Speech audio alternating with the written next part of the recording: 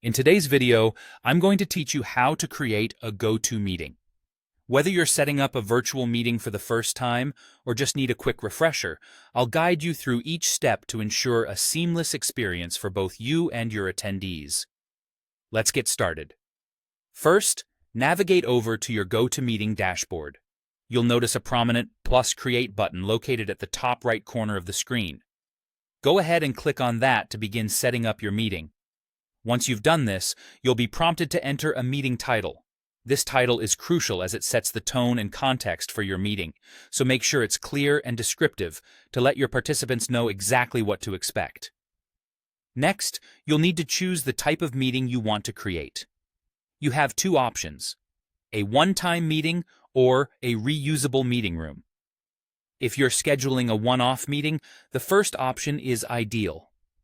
On the other hand, if you plan to hold recurring discussions with the same group, a reusable meeting room might suit your needs better since it provides a consistent meeting link for every session.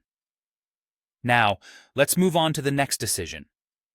You'll be asked who can initiate or start the meeting. If you're the sole host, you can select yourself. However, if you want to share that responsibility, especially helpful if you might be late or unavailable, you can add co-organizers. This option is extremely beneficial for teams who share facilitation duties or need coordination flexibility. After you've made these selections, click on Save. This will store your meeting's details and bring you one step closer to getting everything ready for your participants.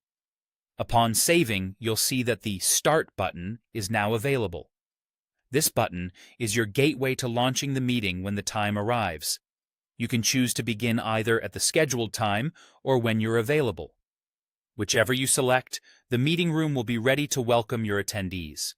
Remember, the key to a successful meeting lies not only in the technical setup, but also in ensuring that everything is clear and organized beforehand. A pro tip is to double-check the meeting details, like timing and the list of attendees, before you send out invites.